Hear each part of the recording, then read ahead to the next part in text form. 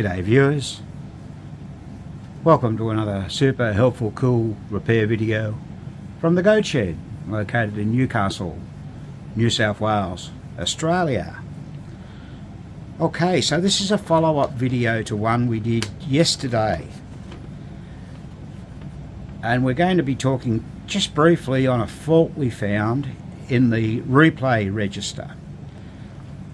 But before we do that, could we please remind you to subscribe to our channel, give us the big thumbs up for our video, and when you do subscribe, make sure you hit that bell button so you get notifications of when we're going to be having a video available for you. So today is Wednesday, June 21st, 2023. It's a cold 3 degrees Celsius outside, very icy this morning, and that equates to approximately 37.4 degrees Fahrenheit. So, got up this morning, there's ice all over the place, very, very cold. Now, when we were going through the bingo yesterday, this is the Bally Beach Club from 1959, we went up and Graham operated the replay register and found it to be very sluggish, and also a great number of the score or the replay wheels were that filthy you couldn't see them. There was grease and crud all over it. So we decided we better remove that unit from the machine and go through it and see what we could do about it. Now, sadly, we didn't think to make the video yesterday, but we thought we'd share with you one problem we found. Now, this mask, green mask here, comes off the front. There's a screw here, one here, and one over here on the other side. That just comes off and you can see the score reels. So we simply got a toothbrush and gave them a bit of a scrub with a little bit of warm water. One of the numbers did disintegrate a little bit, but we're going to be able to get a bit of white paint and fix that, because thankfully it was number 1 on the left reel. What we found with this was a fairly basic problem that I used to experience almost, 3 or 4 or 5 times a week in my job when we were repairing old adding machines and accounting machines. So, just to remind you how these work, the left side of the coil here, this solenoid, that's the upstroke, and that's incrementing the replay register. So we've now got 595 replays. As we push the button, they decrement and down they go. Now, we did a video on this, I think it was last year, and it was actually on Blue Chip, the game we just finished, and explained all about how replay registers work and everything like that. I'm not going to go over all that again. If you want to find out about that, you're going to have to go and have a look at that video. That was probably done in December last year, or before, or even a little bit before that. But it's in there with a picture of a replay register. Time gets away, I can't remember. Now, what we found with this one, when you were operating it, you'd go up, the 4 would work, everything on that right wheel would work fine till you got to 9, and then when it went to go over to 90, see how that's just going over seamlessly?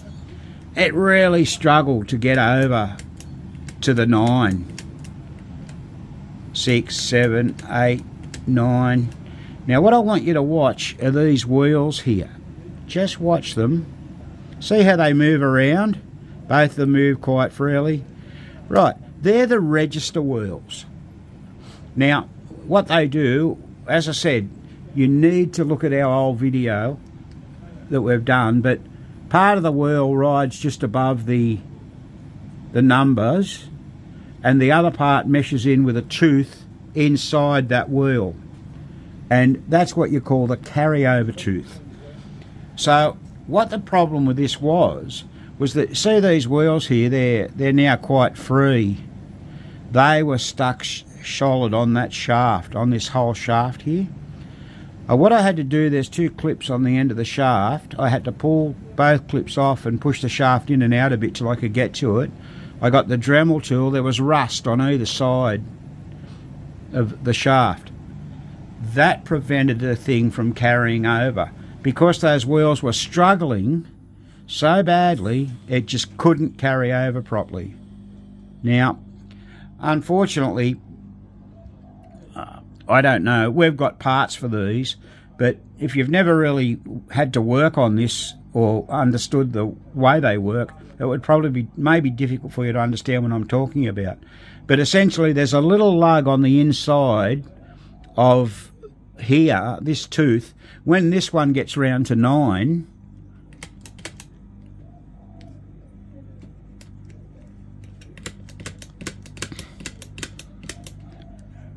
the little lug pushes up against the wheel like this, and that wheel moves in the upward direction, causing the next wheel, this wheel, to turn. So there you go, it's carrying over, and that's called carryover. Now, this shaft here will spin. I'm not sure if you're going to be able to see this on the video. I'm just going to grab that with a pair of pliers. You can see, oh yeah, you should be able to see that shaft turning. That shaft would not turn. Now, this is a problem. We don't see a lot of bingos. Maybe this is common, but I don't think so. I don't think that would have been seen very often. So, you know, you would not have been able to go. That would have really, when it got to the 9, it wouldn't have went over to the 20. You know, and it's possible because they're going pretty quick. This reel would move and that this reel would move and that reel wouldn't, so it may go halfway up and sort of fall back like that, and you could lose a credit or two. Now, the operator, they wouldn't care, but the player, they certainly would. So there it was. If this was a 4-digit replay register, you'd have a third, because it only met a third register wheel. This register wheel meshes in with the next tooth, and this one next reel, and this one with this score reel. So that's the way it works. In the old days, here's that shaft that we're talking about here. That's it there. In the old days, the machines that we used to work on, some of them used to have a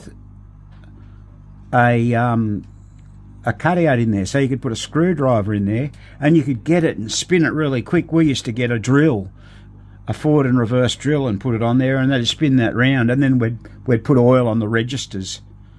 And that's what I also did there. I put oil on the registers. So now this is working great. Also, while I was on the job, I've lubricated the pawls here, just on this point here on each side. Same on the other side. Got this pawl here, just sprung loaded. Bit of oil on the pivot points here and here, just a light drop. Down the bottom here, these are the check pawls. They check the gear, so when it moves in, whoops, try and get my hand, see how that moves around. That falls out and falls back in. You want to make sure they're springy. If they don't fall back in, you get a bit of freewheeling. So they're pretty easy to work on. So like I said, we just thought we'd show you that as a matter of interest for those of you that haven't seen that or experienced that problem. But that's what we call sticky register wheels, and they're all good now. And in machines I used to work on, depending on how many columns there were they wanted to add up, you know, you'd probably have 7 or 8 across. So that was that's a lot more work. See, that one's not quite right because I moved that manually. There it goes. It lines up. All right. So that's the replay register.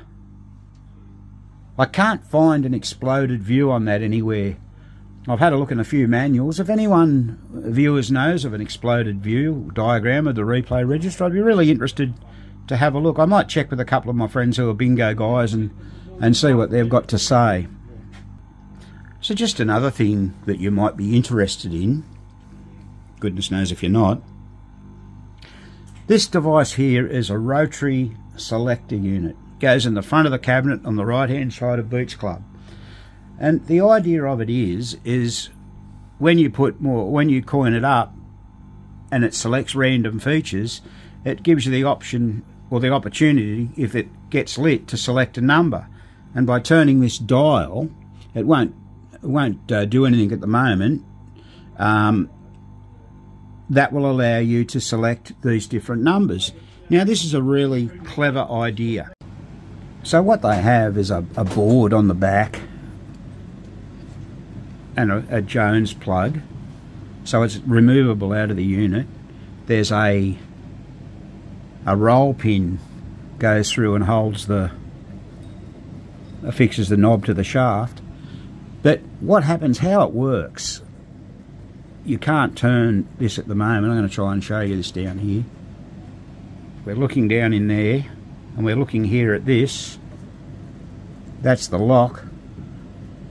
So you can just see that there's a little pawl hitting the lock there.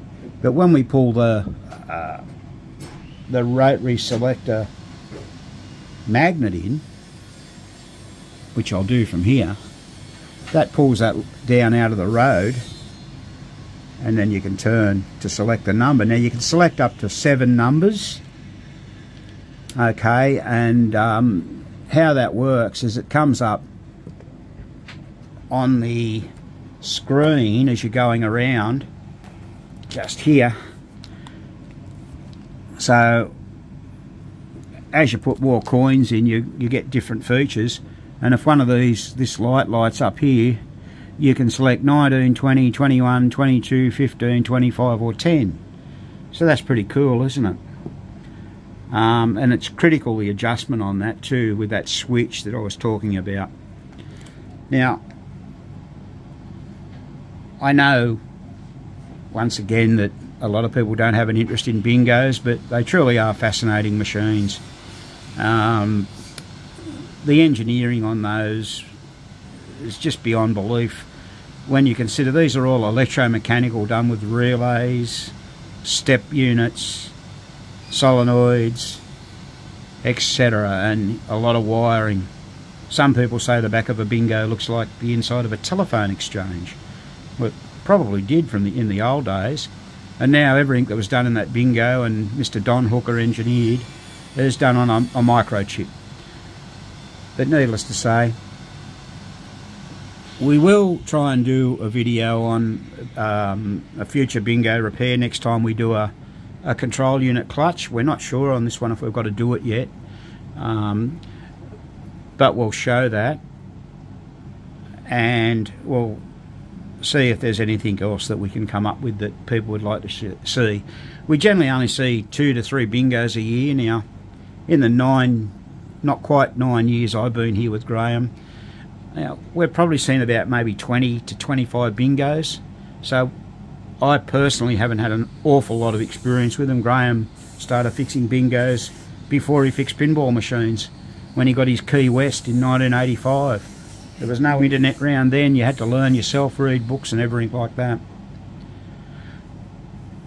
So once again, if you've watched the video this far, we just remind you to subscribe to our channel, give us the thumbs up on our videos, and hit that bell button so you get informed when we're doing another video. So in the meantime, this has been another Goat Shed presentation.